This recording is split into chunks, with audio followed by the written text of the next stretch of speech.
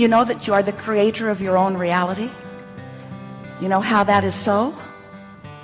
You know that you are a vibrational being in a vibrational universe, and that you are constantly emitting a signal whether you know it or not, and law of attraction is responding to it.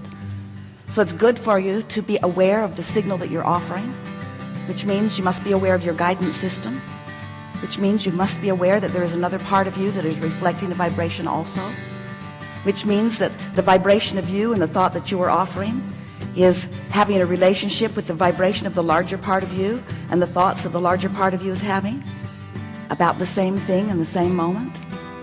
That when you think a thought, the larger part of you has an opinion, an awareness, a perspective about the exact same thing, and your emotions tell you if there is any vibrational variance between the two.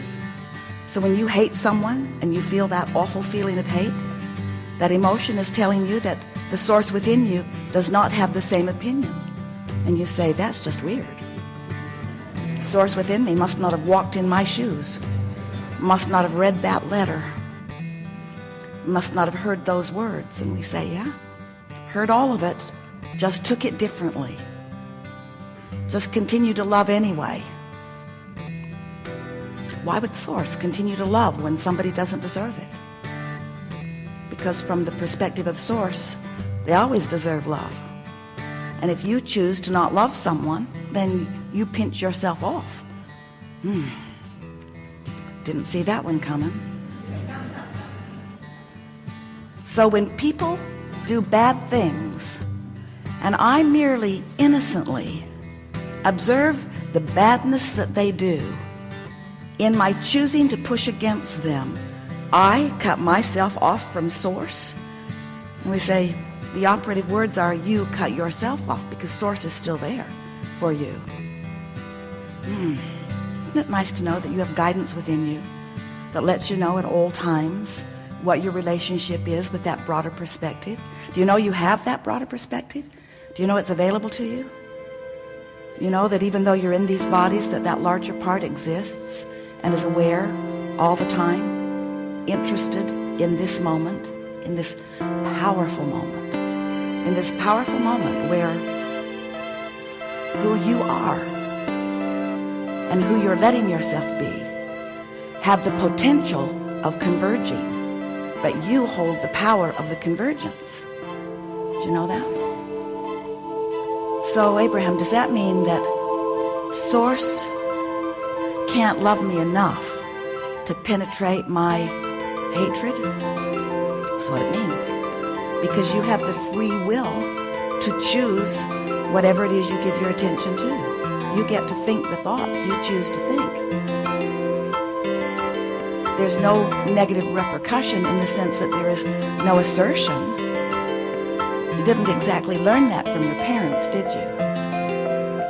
Seemed like there were negative repercussions when you disagreed with them sometimes. If they didn't like what you were doing, sometimes they tried to guide your behavior through their words or through their behavior or through withholding of things to you, a sort of punishment. If you don't do what I say, then this bad thing will be your experience. But there's nothing like that in your relationship with Source, because Source continues to love. And if you want to know how you know that, find a reason not to and feel the absence of your allowance of Source within you. And that also is the operative word, your allowance of Source within you. Because no matter what, that non-physical part of you, that Source energy part of you, is flowing to you, and you have full access to it.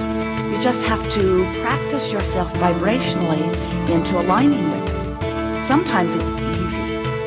Sometimes it's so easy to be in alignment with it. When you look around your world or up close at your space and you see something wonderful, it's easy for you to love, isn't it? You just observe a loving or a lovable thing and you love. And it feels so good that you would like to demand everyone to be just like that.